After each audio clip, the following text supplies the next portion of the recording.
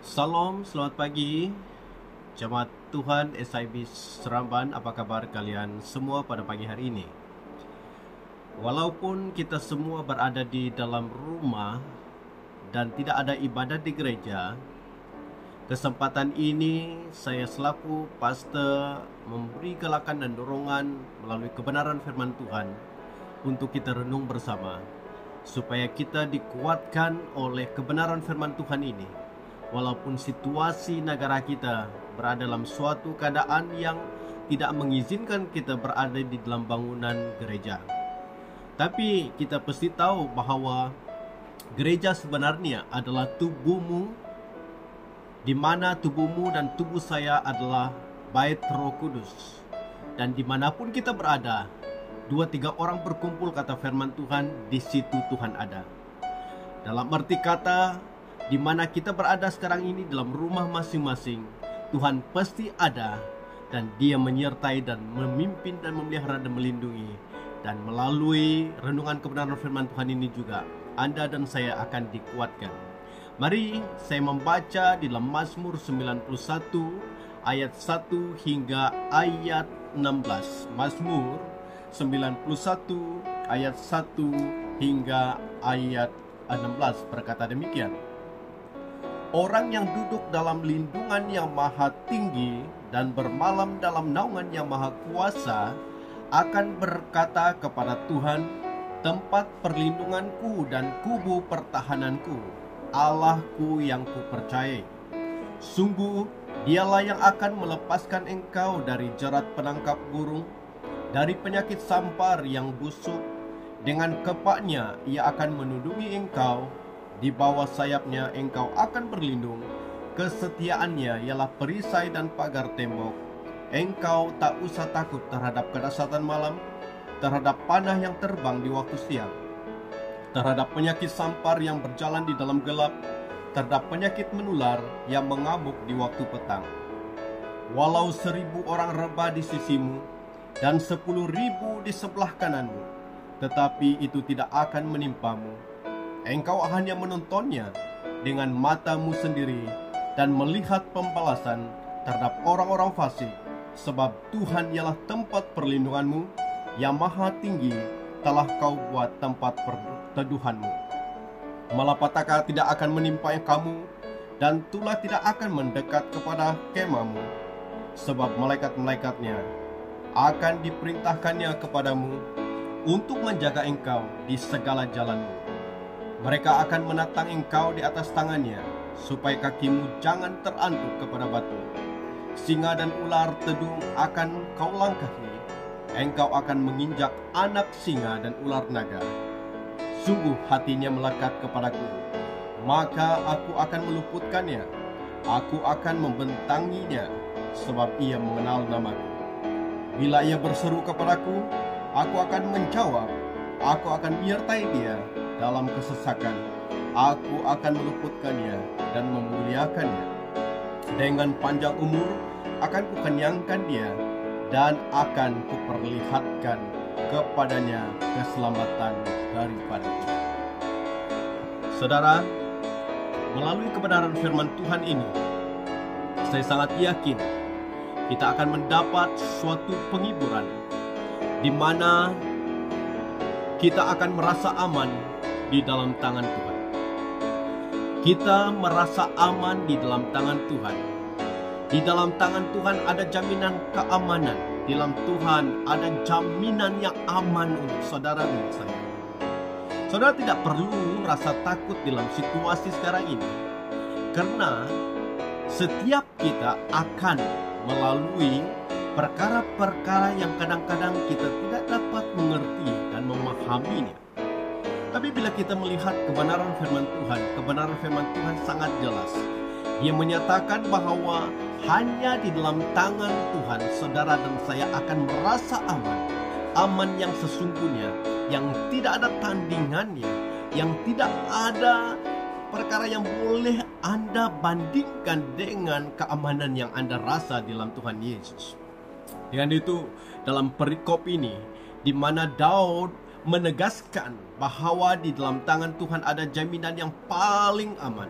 Di dalam Tuhan ada jaminan yang paling aman. Haleluya saudaraku. Saudara, kita akan melihat di dalam bagian kebenaran firman Tuhan ini akan dijelaskan beberapa perkara yang akan menjadi bahagian penting untuk kita mengerti apa sebenarnya yang harus kita hadapi, situasi bagaimana, ancaman apa yang harus kita tahu bahwa itu merupakan suatu keadaan yang sedang kita lalui. Tapi harus Anda ingat bahwa kita sebagai manusia yang ada di muka bumi ini tidak akan sepenuhnya bebas dari berbagai-bagai ancaman. Contoh sederhana yang harus kita lihat dan yang mungkin kita dapat pahami adalah manusia harus makan karena apa? Karena ancaman kelaparan. Karena dia lapar, dia mau makan. Contoh kedua mungkin dia haus, dia harus minum sebab ancaman kehausan dan sebagainya. Dan di dalam keadaan ini, Anda dan saya harus tahu dan merasa perlu aman, karena ancaman-ancaman demikian tidak akan menggugat Anda sebagai anak-anak Tuhan. Sekali lagi saya katakan, kita perlu merasa aman karena ada ancaman-ancaman. Bukan karena ancaman-ancaman tersebut yang membuat Anda rasa tidak aman, tapi karena ancaman-ancaman yang kita lalui, hadapi setiap hari akan membuat Anda makin merasa aman. Itu kebenaran firman Tuhan. Di dalam ayat 3 menjelaskan tentang suatu kebenaran, dikatakan, sungguh dialah yang akan melepaskan engkau dari jerat perangkap burung. Ini menjelaskan perkara yang sangat indah. Bukan saja dikatakan suatu gambaran ataupun suatu perumpamaan ataupun simbolik yang mengatakan penangkap burung. Engkau akan terlepas dari perangkap burung, dari penyakit sampar yang busuk. Menjelaskan bahwa Anda dan saya sedang melalui satu situasi di mana iblis selalu berada untuk menghadang, menghalang, bahkan memasang jerat-jeratnya untuk menangkap, untuk memerangkap, dan untuk mengikat, untuk membelenggu kita.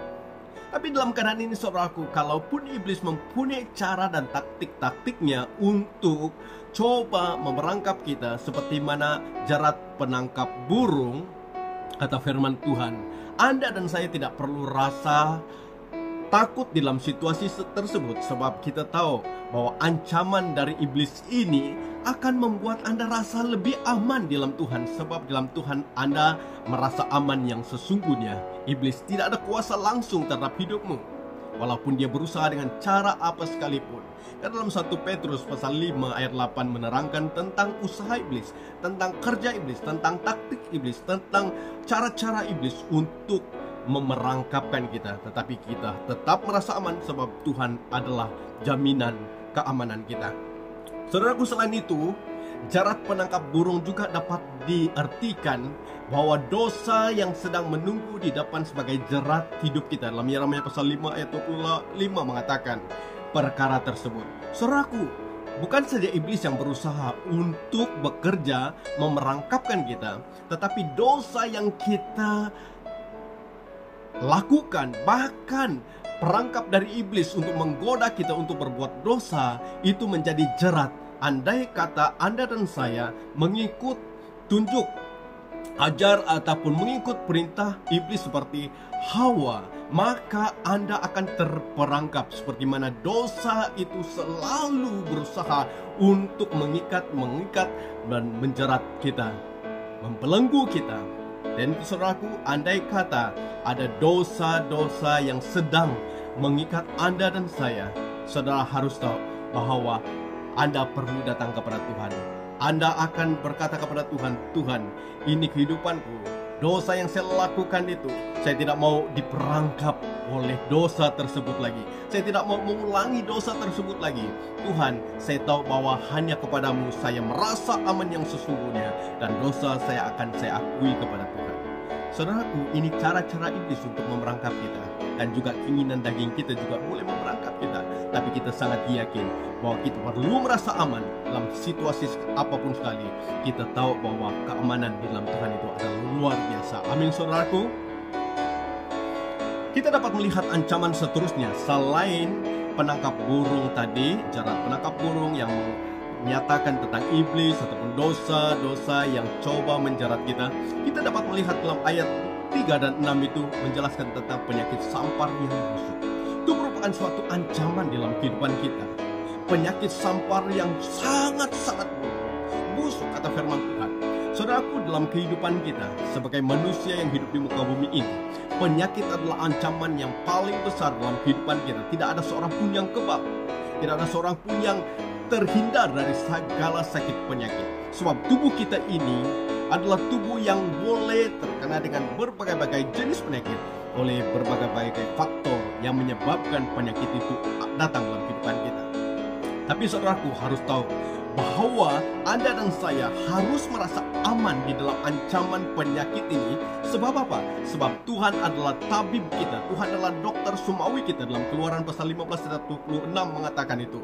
Tuhan itu benar-benar sebagai dokter Anda, sebagai tabib sumawi Anda, yang mampu untuk memberikan jaminan kesembuhan. Mengapa? Sebab dalam Yesaya pasal 53 ayat 5 dan 1 Petrus pasal 2 ayat 24 menerangkan perkara itu, dikatakan oleh bilur Kristus menjaminkan kesembuhan. Haleluya saudaraku. Melalui bilur Kristus, kata firman Tuhan, kesembuhan terjadi.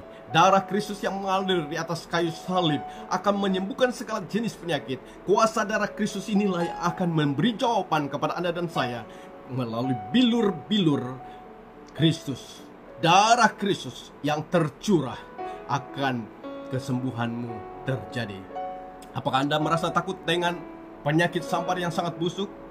Seperti mana corona virus yang sedang kita hadapi. Firman Tuhan menegaskan bahwa Tuhan adalah tabib. Dia adalah dokter semawi. Dan melalui birur Tuhan, Dia akan menyembuhkan kita. Kita tidak perlu takut dengan segala penyakit yang datang, karena kita memang akan berhadapan dengan situasi tersebut. Tapi kita akan tetap merasa aman dalam Yesus Kristus yang memberikan jaminan bahwa di dalam tangannya jaminan yang kita perlukan. Sangat luar biasa. Ancaman seterusnya di dalam ayat 5 mengatakan kedahsyatan malam. Saudaraku, kalau sebut tentang malam, boleh dapat diartikan batas waktu yang Allah berikan.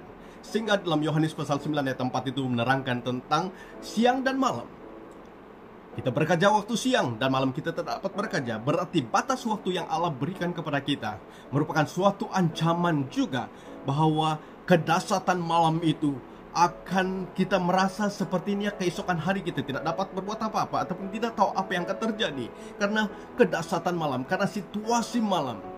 Saudaraku, ini juga menggambarkan malam kehidupan di dalam dosa.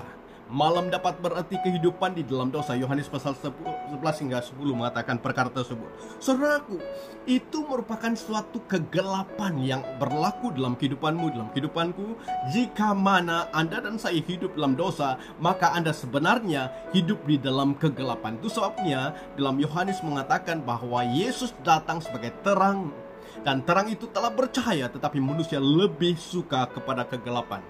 Dan itu saudaraku, ancaman kedahsyatan malam ini yang diartikan kehidupan di dalam dosa. Anda dan saya tidak perlu berada di dalam keadaan tersebut, sebab kita tahu bahwa di dalam Tuhan ada terang hidup, dan terang hidup itu adalah Yesus. Dan Anda tidak boleh berdiam di dalam kegelapan. Kegelapan dosa itu perlu dilenyapkan oleh terang Kristus, dan Anda dan saya harus benar-benar datang kepada Tuhan di dalam keadaan apapun. Saudaraku, malam dapat berarti juga saat-saat kritis dalam kehidupan kita. Apakah dalam kehidupanmu engkau mempunyai suatu keadaan yang sangat-sangat kritikal? Dalam 2 Raja pasal 4 ayat 1 hingga 2, seorang perempuan janda yang tidak mempunyai segala sesuatu, dan hanya sekarang ini tinggal anaknya, dan pemiutang datang untuk menagih hutang suaminya yang telah meninggal. Dan dia merasa benar-benar tertekan dalam kehidupan. Tapi seorang hamba Tuhan, seorang nabi Tuhan datang kepadanya, apa yang ada padamu? Sehingga nabi ini melakukan mukjizat yang besar, sehingga buli-buli tempayan itu dipenuhi dengan air dan berubah menjadi minyak, dan telah dijual dan menggantikan hutang suaminya yang telah meninggal. Sehingga anaknya bebas dan tidak diambil ataupun dirampas daripada kehidupannya. Saudaraku, mungkin Anda mempunyai krisis dalam kehidupanmu pada saat-saat ini. Saya tidak tahu apa situasi yang sedang Anda alami, tapi sesuai dengan kebenaran firman Tuhan ini, kedahsyatan malam bagaimanapun, yang sedang engkau lalui, krisis-krisis dalam kehidupanmu, Tuhan mampu mengubahnya. Kenapa? Karena di dalam Tuhan Anda akan merasa aman yang sesungguhnya. Anda tidak perlu merasa takut terhadap apapun ancaman.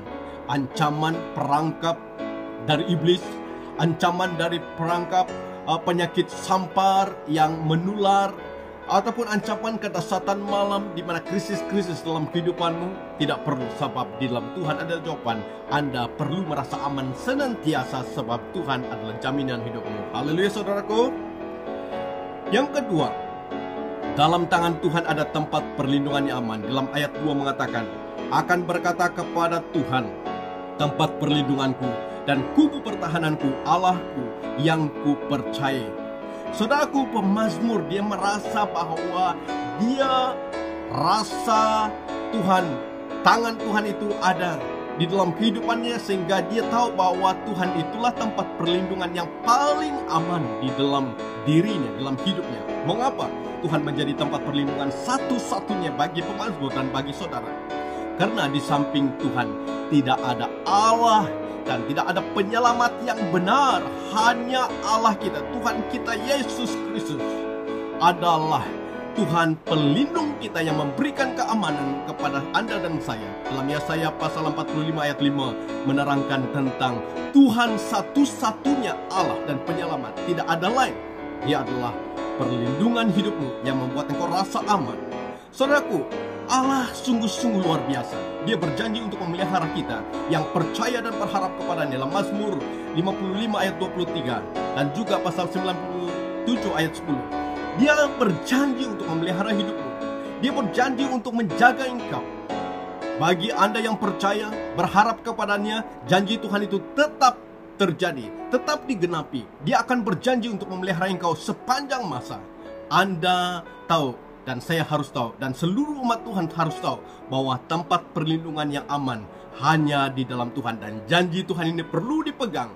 Anda tidak perlu takut. Mengapa? Sebab banyak kesaksian-kesaksian di dalam kehidupan orang percaya dalam Alkitab menyatakan bukti pemeliharaan Tuhan itu sangat terbukti. Dalam Mazmur yang kita baca sebentar tadi, ayat 1 hingga 4 dan seterusnya. Bahkan dalam pasal 46 ayat 2 menerangkan tentang kesaksian-kesaksian hidup orang yang dipelihara oleh Tuhan. Dengan itu Anda dan saya tidak perlu rasa takut yang sangat amat di dalam kehidupan kita. Tetapi kita perlu tahu janji Tuhan itu dan kesaksian orang percaya telah membuktikan bahwa Tuhan benar-benar menjadi tempat perlindungan yang paling aman. Haleluya saudaraku. Kita akan melihat bagaimana pastinya ada suatu persyaratan bagi kita yang mau mendapat perlindungan daripada Tuhan. Ayat 1 dan 2 menerangkan perkara itu. Syarat, persyaratan yang perlu. Anda tahu bagaimana Anda mendapat perlindungan daripada Tuhan. Ayat 1 sampai ayat 2 menerangkan begini. Orang yang duduk dalam lindungan yang maha tinggi dan bermalam dalam naungan yang maha kuasa akan berkata kepada Tuhan, tempat perlindunganku dan kubu pertahananku, Allahku yang kupercayai. Sekali lagi, orang yang duduk dalam lindungan yang maha tinggi dan bermalam dalam naungan yang maha kuasa. Saudaraku, persyaratan yang pertama adalah duduk dalam lindungan Tuhan. Ayat 1 menerangkan perkara itu. Duduk berarti tidak bergerak atau tidak beranjak dari Tuhan. Hosea pasal 7 ayat 11 hingga 13 menerangkan ayat tersebut. Saudaraku, Anda harus duduk, saya harus duduk, orang percaya harus duduk di dalam lindungan Tuhan. Dalam arti kata, kita tidak perlu bergerak ataupun beranjak dari Tuhan. Hanya Tuhan satu-satunya tempat sandaran hidupmu. Tidak ada lain, tidak ada tempat lain yang harus Anda menjadi tempat perlindungan. Hanya Tuhan. Anda tidak perlu bergerak, Anda tidak perlu berganjak, hanya tetap berada di situ. Itu adalah jaminan. Persyaratan yang pertama, duduk dalam lindungan Tuhan. Saudaraku, mungkin Anda coba untuk melarikan diri atau coba mencari suatu jalan untuk mendapatkan keamanan yang sebenar, tempat perlindungan. Anda mungkin merasa bahwa Anda berada di suatu tempat yang tidak menjaminkan Anda selamat.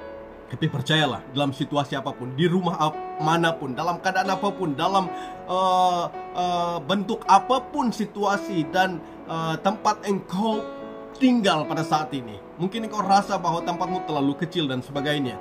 Tapi firman Tuhan mengatakan, Anda harus tidak berganjak dari Tuhan. Anda harus tidak perlu bergerak dari lindungan Tuhan. Anda harus berdiam diri, duduk di dalam naungan Tuhan, hadirat Tuhan, maka Tuhan akan melakukan mukjizatnya. Itu syarat pertama untuk Anda mendapat perlindungan Tuhan, yaitu duduk dalam lindungan Tuhan.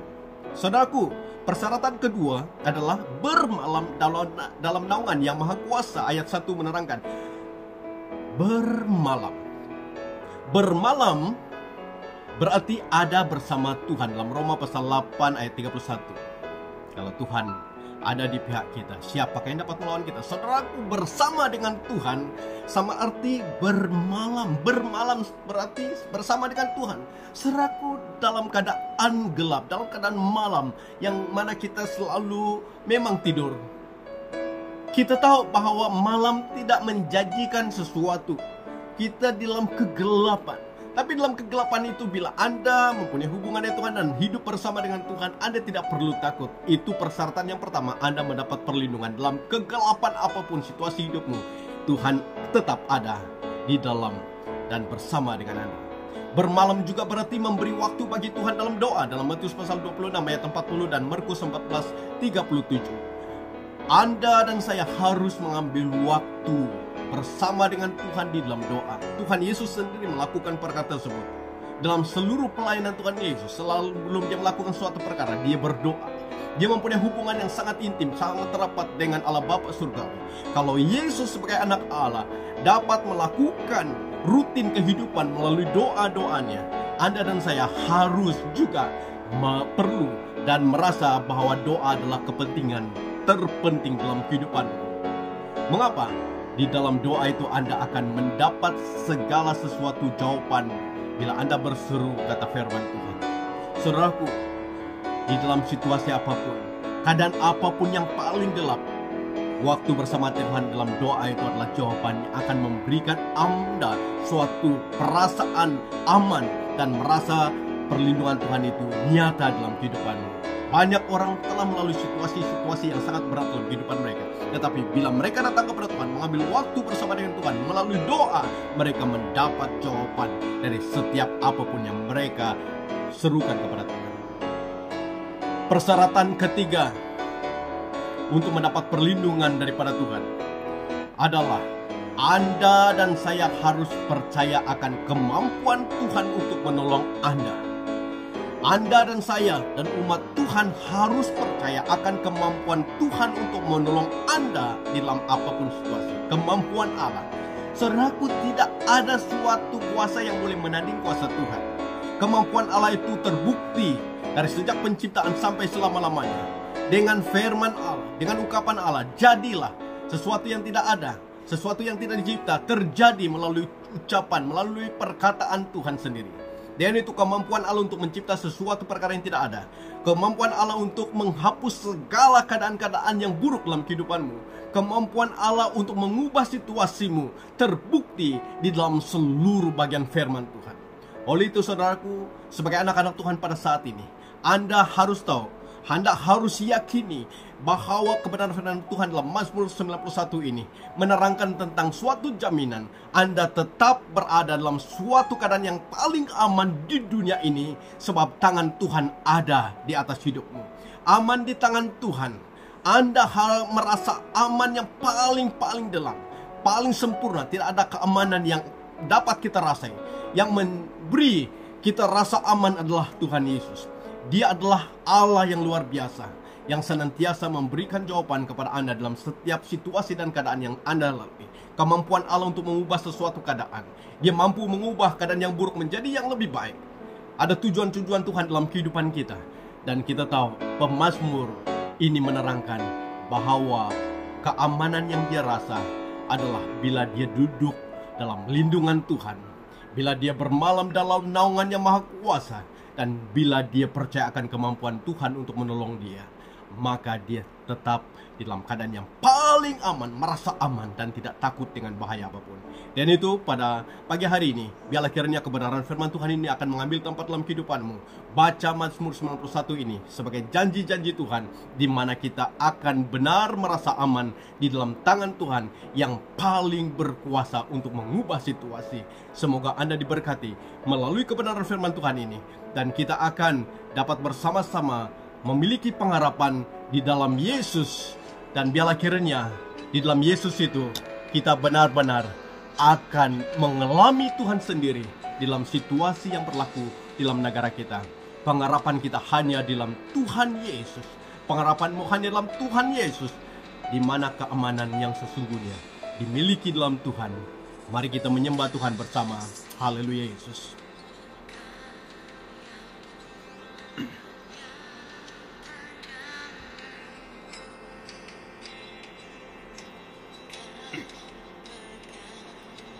Hidup.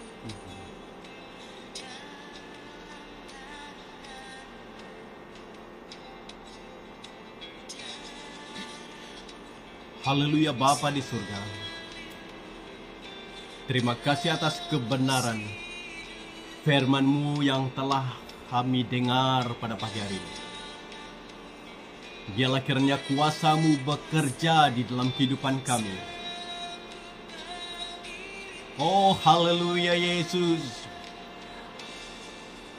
Harapanku di dalam-Mu, hanya Kau Yesus Tuhanku. Ku percaya, ku aman dalam-Mu. Haleluya, kita merasa aman dalam Tuhan Yesus. Tuhan ada dalam kehidupanmu pada saat ini. Saat kebenaran firman Tuhan berbicara melalui lagu ini menyatakan bahwa di dalam Tuhan itu Anda punya pengharapan dan keamanan yang sesungguhnya. Anda tidak perlu takut. Saya doakan seluruh jemaat Tuhan yang berada di rumah sekarang ini, yang sedang mendengar kebenaran firman Tuhan, imani janji firman Tuhan ini. Anda akan merasa aman sebab kekuatan dan kemampuan Tuhan yang mengubah situasi, yang melakukan mukjizatnya dalam kehidupanmu. Haleluya. Biarlah kiranya kita menyembah Tuhan. Oh, haleluya Yesus. Harapan kita hanya dalam Yesus. Di dalam-Mu, hanya Kau Yesus Tuhanku. Ku percaya, ku aman dalam-Mu.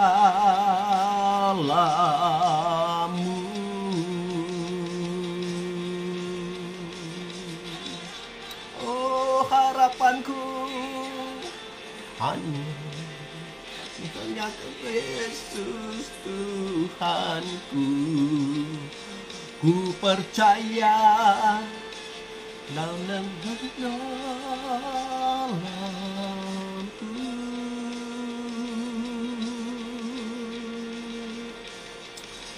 Haleluya. Dalam nama Tuhan Yesus Kristus, seluruh jemaat Tuhan SIB Seramban diberkati oleh Tuhan. Diteguhkan iman mereka di dalam Engkau, tidak akan goyah, bermalam di dalam naungan-Mu. Oh Bapa di surga, biarlah setiap pribadi kami benar-benar tahu bahwa perlindungan kami ada dalam Yesus. Kuatkan kami, teguhkan kami, supaya kami tetap melihat Engkau sebagai Allah yang hidup. Dalam nama Tuhan Yesus, kami serahkan semuanya ini. Amin.